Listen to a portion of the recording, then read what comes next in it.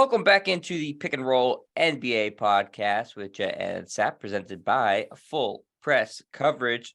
Sap, one of our favorite players in the league that's not on our respective favorite team. You're a Laker fan because of LeBron. I'm a Celtics fan, so all the players in the Celtics 1 through 15 are my favorite. But our guy who's the exception to that rule is Giannis. We both really like him. In fact, I think most basketball fans could say that he's, it's very hard to find anything unlikable about the guy. Great story, great player, really good personality. And so Giannis was invited to be on the Daily Show on Comedy Central this past week. They're still rotating through a bunch of hosts on the Daily Show because Trevor Noah is done. So they're trying to find who the next host is. So this time it was Hassan Minhaj, who's been on the show for a while as a correspondent, and Giannis was one of his guests on the show. And so part of the segment was that, talking about how Giannis likes to make dad jokes a lot at his press conferences, which has kind of become a staple of what he's done at most of his press conferences over the past year or two. And so the segment was based off of that, and that, Minhaj was suggesting that Giannis kind of like step up his game a little bit more with trash talk instead of dad jokes. And one of the jokes has now rubbed people a little bit the wrong way. At least, Kevin Durant fans, is Giannis called out Kevin Durant saying that basically, I'll have the exact quote for you. He said, "You keep joining these super teams to win an NBA title. How about we work out together sometimes so I can teach you how to carry your own team?" And obviously it was, meant as a lighthearted joke and stuff like that. But because it's the NBA and it's the sports world and the sports media, it's been now a story. Giannis calling out Kevin Durant. He's being disrespectful. Shannon Sharp was very upset with this, Sap, your guy, saying that, you weren't carrying anything to Giannis. He's not happy with this. But, that's part of the great drama of the NBA, is that players sometimes call out other players. And so, Sap, what were your thoughts upon hearing this? This isn't the first time that Giannis has kind of punked a fellow superstar, right? A few years ago during the All-Star draft, remember Giannis was picking for one of the teams, and he didn't take James Harden because he said, "I want someone who will pass the basketball." And Harden was like, "I just led the league in assists." So he kind of pushed back on that. And then Harden said, "Well, I'm not 7 feet and just run on the court and dunk on everybody. I've got to play with skill." And now you got Giannis, having some liberties with Kevin Durant, who's, of course, the most thin-skinned superstar in the league. So I don't know how he's going to react to this. And Durant's coming back to make his debut with Phoenix tonight against the Charlotte Hornets. And I do think that Giannis is probably the most disliked superstar in the league among other superstars. I think because he's not part of the club. Like most of these guys grew up together, AAU, they're pampered. They played 1 year of college, obviously in the case of LeBron, right from high school. So I think they all feel like some sort of unity, some sort of brotherhood, which I don't think Giannis is part of that. Luka's a little bit different because Luka was a pro at the age of 13 or 14. Right. Jokic was a second round pick. Giannis was a mid first round pick. And his story is like something that you could see on a Netflix film, right? Like growing up in poverty. Oh, it is a movie. It was a Disney Plus movie. Sap. Yeah, exactly. Yeah. So that's what makes Giannis' story so amazing. Because most of the great NBA players of all time were expected to be great players, right? Whether it was Wilt Chamberlain or Bill Russell, Kareem, LeBron, Jordan, like they don't come out of nowhere. They don't come out of literally left field and become great players. Giannis is one of those guys that was a mid first round pick, obviously a project. And now we see him 10 years into the league. I think he's the best player in the league. You also do as well. So I think, but Giannis has never really fit in with everybody. Also, he's very humble, which most NBA superstars are not.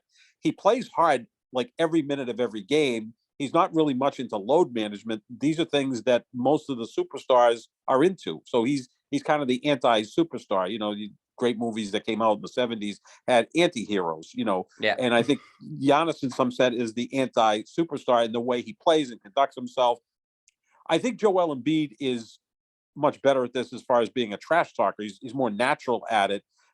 His game's a little different than Giannis. He hasn't accomplished quite as much as Giannis. Giannis has the 2 league MVPs. whereas Embiid's finished second twice. Giannis has the championship, Embiid doesn't. But I think they're a little bit different in the sense that this is something new for Giannis, where I think Embiid's just much more comfortable with this. But I also think that the established players aren't crazy about Joel Embiid either, right? I mean, we know he's had his feuds with Russell Westbrook. Well, look, everybody kind of has feuds with Russell Westbrook. You can make a case that Kevin Durant had feuds with Russell Westbrook when they were teammates. So, more power to Joel Embiid. But I think it's just interesting in a sense. And again, I always run and defend Kevin Durant. I think he's a phenomenal player. He's one of the 20 greatest players of all time. He did go to Golden State, won a championship, but we're in a time, Jet, where it's all about championships. So what's he supposed to do? Just hang out with Russell Westbrook, who's a frustrating player to play with, and not win a championship? Well, he had the ability to go to Golden State and win a couple of championships. He went to Brooklyn, it didn't work out. I don't think he's joining a super team in Phoenix. When the trade was made 3 weeks ago, Phoenix was around 500. So now we'll see when Durant comes in and elevates Phoenix, that it's going to be about Durant elevating Phoenix, not him joining a super team. So I think it's a little bit different there. So maybe Giannis was just having fun with this. I don't know what Durant's reaction is, other than maybe he just kind of stews about this and goes out and plays the next 5-6 weeks like a man on fire and carries Phoenix to the title. We'll see what happens. But I do think that part of this is, as much as I love Giannis, and I think he's the best player in the league, I don't think he's that popular with fellow superstars because he kind of carries himself a little bit differently. And it almost gets to the point where I think the establishment looks and says, well, he gets too much praise, right? It's like, he's Mr. Goody Two-Shoes. I mean, I know that's an old expression, but you get my point. Yeah. And also the fact that, he carried Milwaukee to a title. He's had some help in Milwaukee. I mean, Drew Holiday's an all-star. Chris Middleton's been an all-star. Those are two outstanding players. Brooke Lopez is a good big who can defend and hit threes. Bobby Portis Jr. is, up for Sixth Man of the Year award, along with probably Malcolm Brogdon.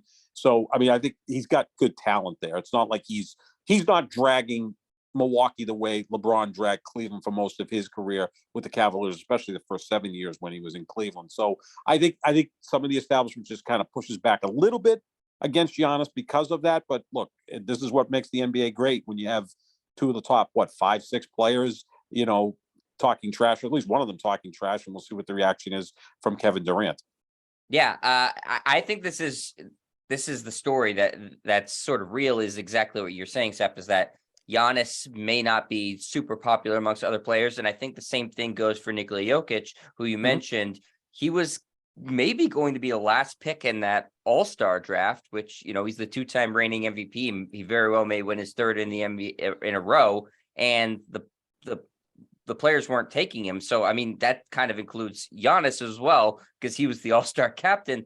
And you see a lot of pushback to Jokic on social media too, especially amongst the players. I think that they don't find him necessarily deserving of winning 3 MVPs in a row. I think that there's a real thing to this outsider thing that you're talking about, Sap, that not going through the AAU system, not growing up in the United States, not being kind of coming out of nowhere as Jokic and Giannis did. And I think that there is a real sense of, like you said, they're the outsider. They're not part of the club. We didn't grow up, because most of these players grew up with each other because of AAU. You travel around the country, you do tournaments. You identify you as a really good player at a young age. So you're probably from 12, 13, 14 on until you make the NBA, pretty familiar with the guys who are around the same age as you playing in AAU tournaments for most of the year.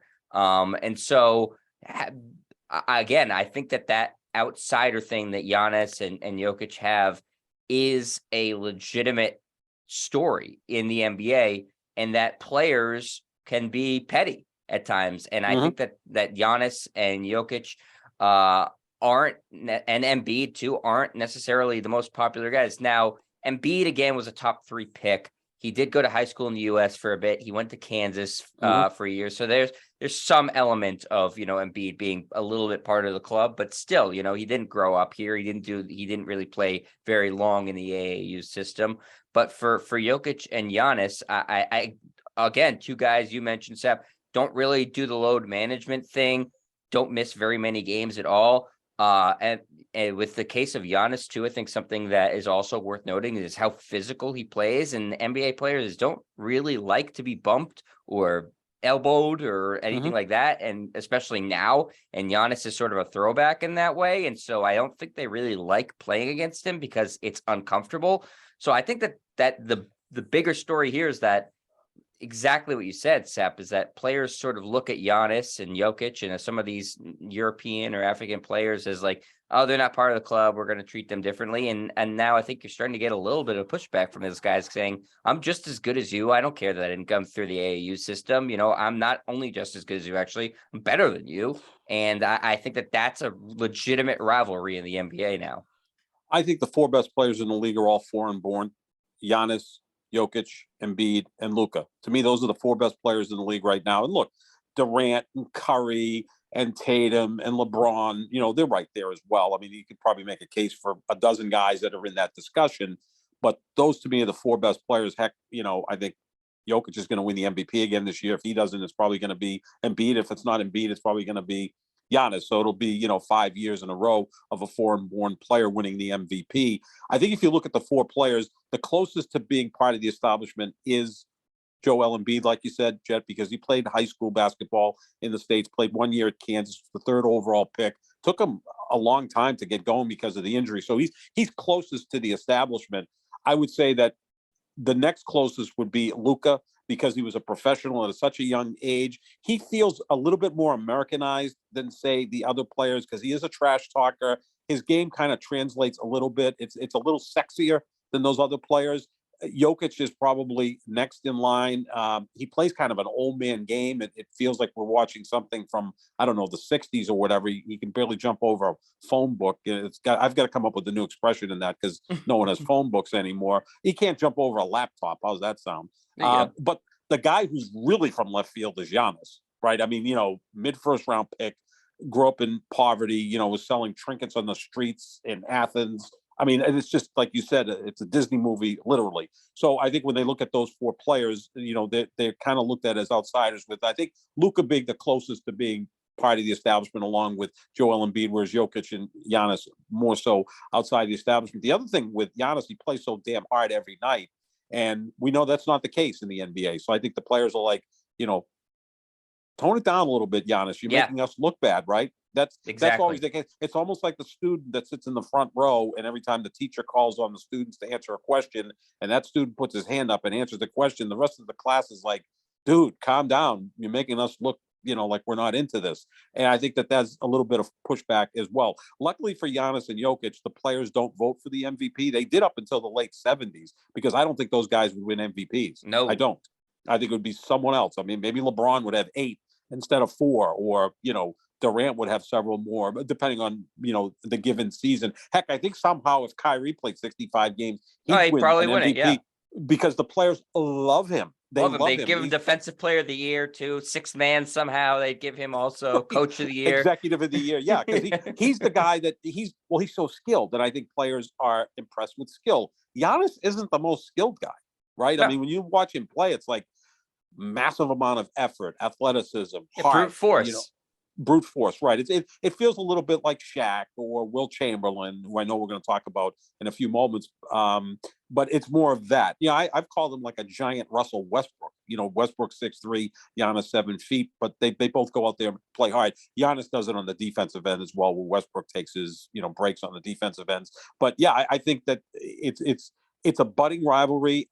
They met in the playoffs 2 years ago, and Milwaukee won in Game 7 overtime in Brooklyn. Again, we know if Durant had a slightly smaller sneaker, maybe Brooklyn wins that series and they go on and win the championship. But I think Durant's not a guy that really seems to irritate anybody, right? Like, he just kind of, I think Kevin Durant, of all the great players, just likes to play basketball. He creates a lot of drama because he's a great player and he feuds with people, but he kind of reacts to that, right? He's not the guy who starts the feud. He's the guy who maybe finishes the feud or reacts to it. And I think when someone says something about him, he gets really defensive. And I don't know what his reaction's been so far, other than he's making his debut with the Suns tonight.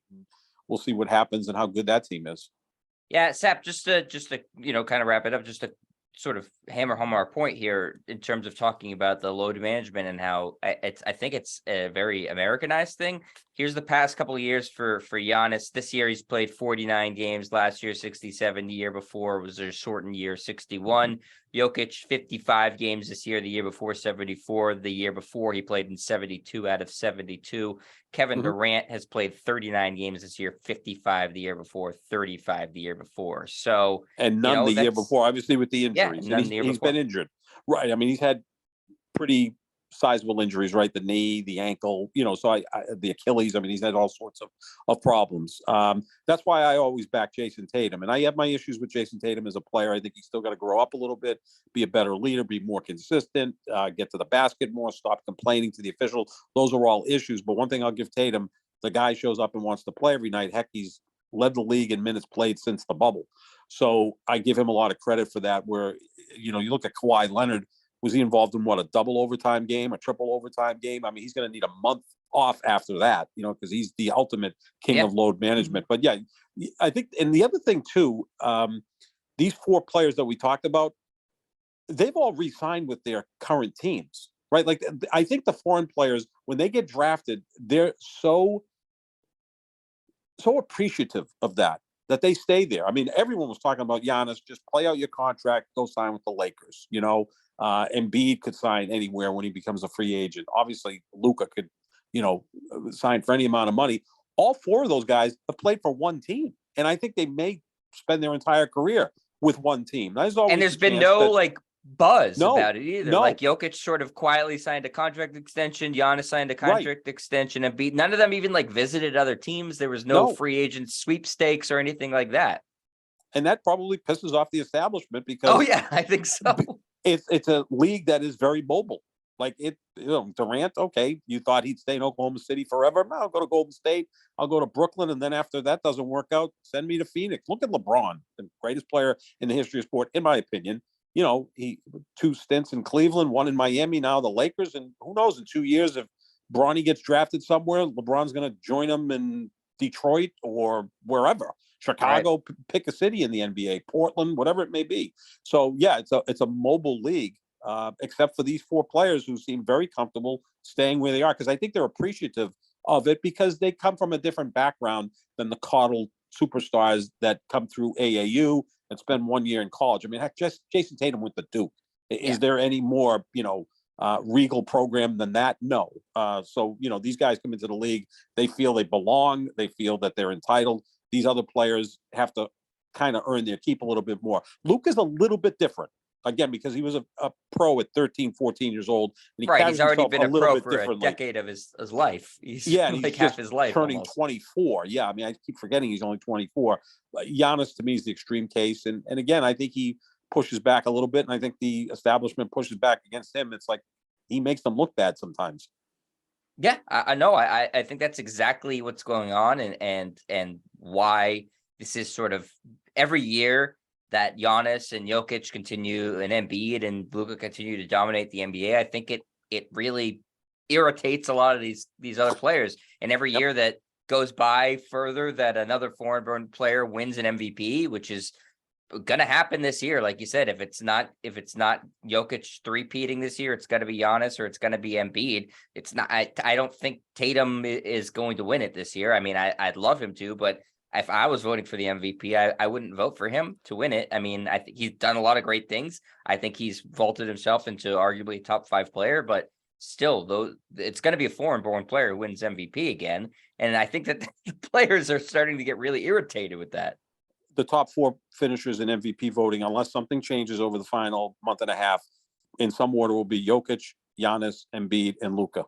Yeah. In some order there. And then I think Tatum will probably finish 5th. He'll be the highest American player in terms of MVP voting. And it's almost like in baseball when you get this, superstar player who runs out ground balls, and the rest of the guys are like, hey, you're making us look bad because we don't run out ground balls, and there's pushback to that. So I think there's pushback to Giannis quite a bit, but unless it's Celtics Phoenix, maybe we'll see Milwaukee Phoenix in the finals and these guys can go at it again. Yeah, and that would be a rematch from the finals from a couple of years ago. So Mhm. there would be a lot of juice in that finals. So definitely NBA never lacking for drama and storylines, which is great. And another storyline that we're getting this year is just an explosion of scoring, Sap, highlighted by earlier in the season, the 71-point performance from Donovan Mitchell of the Cleveland Cavaliers. And then just a couple of days ago, Damian Lillard said, "Hold my beer," and decided to go for 71 himself. Not just 71, but an insanely efficient 71 too, Sap. I Mhm. mean, he was just, he couldn't miss. And this is all just a day before the anniversary of Wilt Chamberlain's 100-point game, Sap, is Yeah, tomorrow. March 2nd is tomorrow. Yeah, March 2nd, 1962. Wilt put up 100 points, 36 of 63 from the floor, which was kind of like a normal game for Wilt. Not the Yeah. 36 for 63, but the percentage. But he hit 28 of 32 free throws, which was just shocking. I wasn't born yet, so I know I'm old. I don't want to make it sound like I remember when it happened. But reading about it and talking to people that, were alive at the time, although the game wasn't televised. So maybe Wilt didn't really do this. This was just a rumor, but it wouldn't surprise you that Wilt scored 100 because he averaged 50 a game that year. Yeah. He was 28 of 32 from the free throw line, which is 88%, which is just an anomaly because he barely shot 50% from the free throw line. Lord knows how many points the guy would have had if he could have just, connected on 65 or 70% from the free throw line, which, Abdul-Jabbar and, LeBron, the two all-time leading scorers, cracked that percentage to add more points. But yeah, it's coming up on the 61st anniversary. And yeah, the explosion of scoring, Jet. And I just find it so interesting. Now we've had 8 players in the league's history that have scored 70 or more points. Obviously, Wilt with 100. He scored 70 or more points several times just in that one season. Kobe second with 81. Then David Thompson had 73.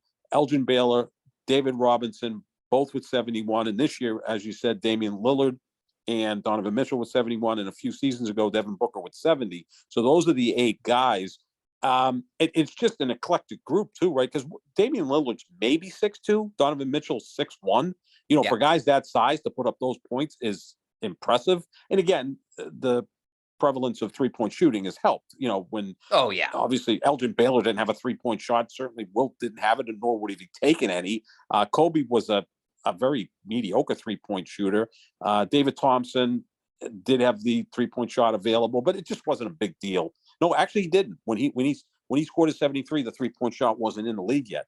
Like you said, nor would he have used it if it was. No, and certainly David Robinson didn't use it. But the interesting thing about David Robinson, when he got 71 and David Thompson got 73, they did it in the last game of the season when they were going for scoring titles. Yeah. I do remember as a kid, David Thompson, who was just an incredible player.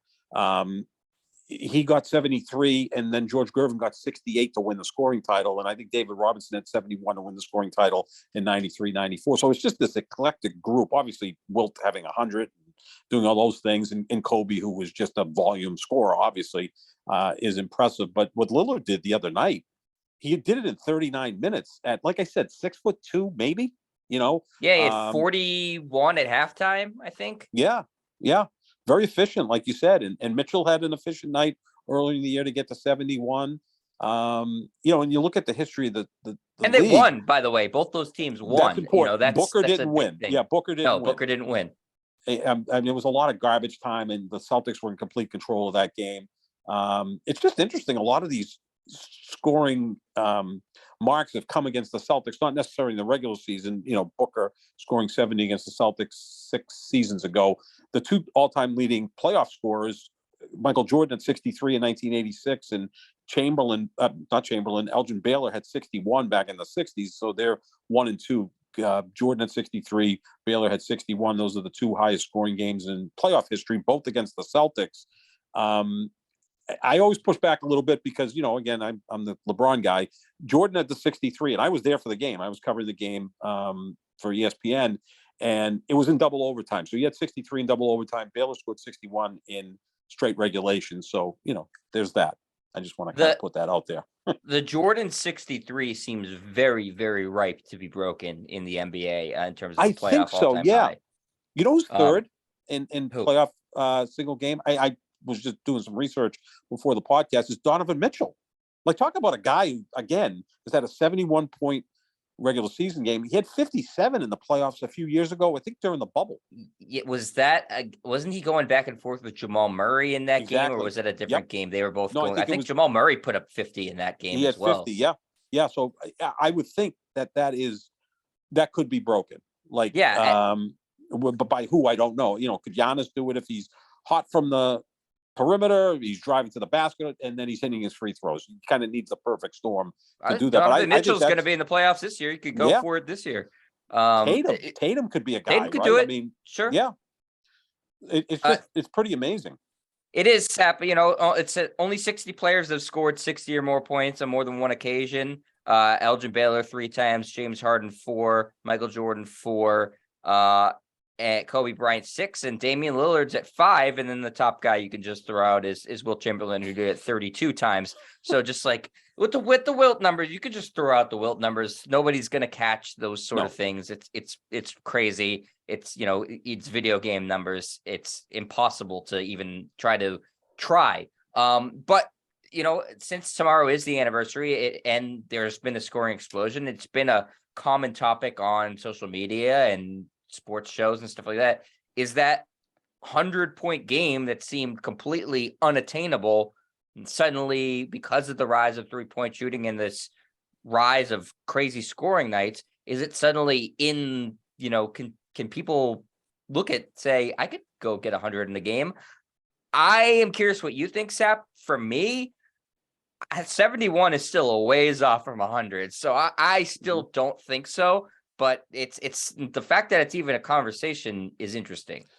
Yeah, it sure is. I think with the 3-point shot, that makes it a possibility. There's also a bunch of players in the league that are really good at getting to the free throw line and then hitting like 85% of their free throws, right? So like Embiid's an incredible free throw shooter. Does he have the stamina to go do this? Like, I can't even picture Joel Embiid playing 48 minutes in a game, let alone being efficient at 48 minutes. Look, Lillard did all that damage, 71 points in 39 minutes. So if you extrapolate that out over 48 minutes, he would have clicked on 85 points. Now, again, playing 9 more minutes, you're going to still play at the same level you did in those other 39 minutes. That's something we'll never know. The player that I've always thought could maybe approach it is Kevin Durant, who, by the way, his career high is 55. It was this year, right?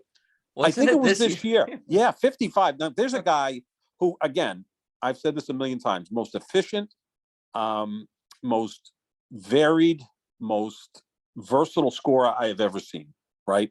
Like, you would think he would have some 60s and maybe some 70s in his repertoire. The thing about Kevin Durant is he plays the game correctly. Now, up until 3 weeks ago, the all-time leading scorer in the league's history was Kareem Abdul-Jabbar. His career high, also 55 points.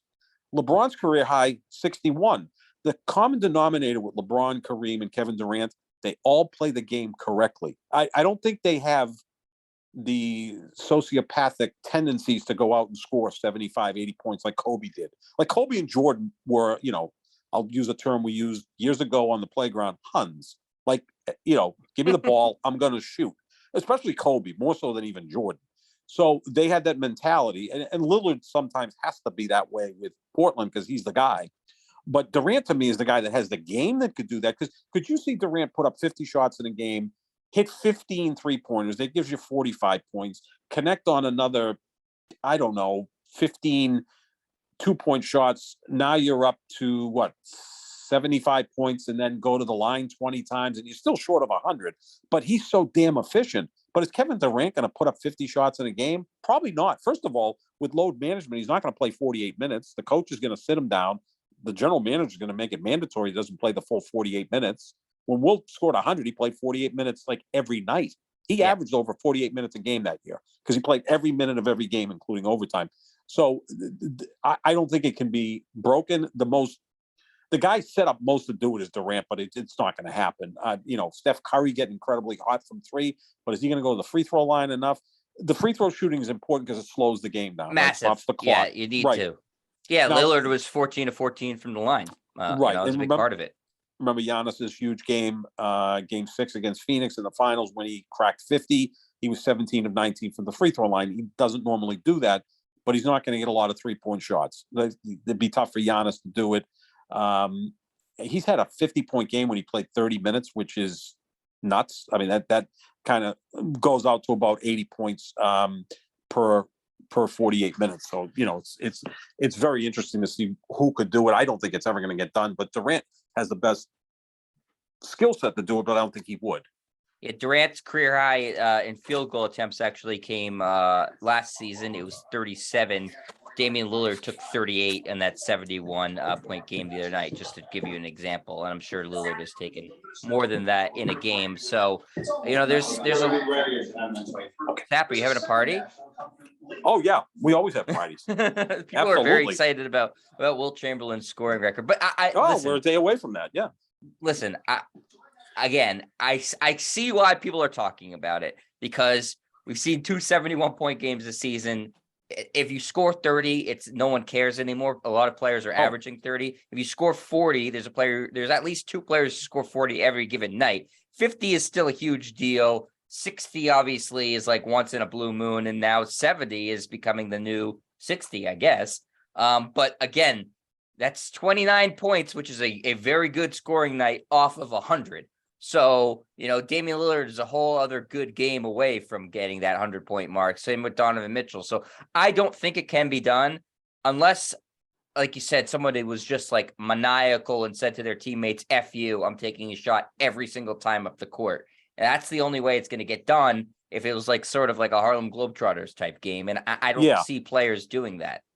No, Durant has the skill set, but he doesn't have the mentality to do it. And that's why he's such a great player. Again, Durant, Kareem, LeBron, they play the game correctly, right? Like, because it's the wrong mentality. Right. Exactly. Kobe was perfect for that. Jordan at times was perfect for that.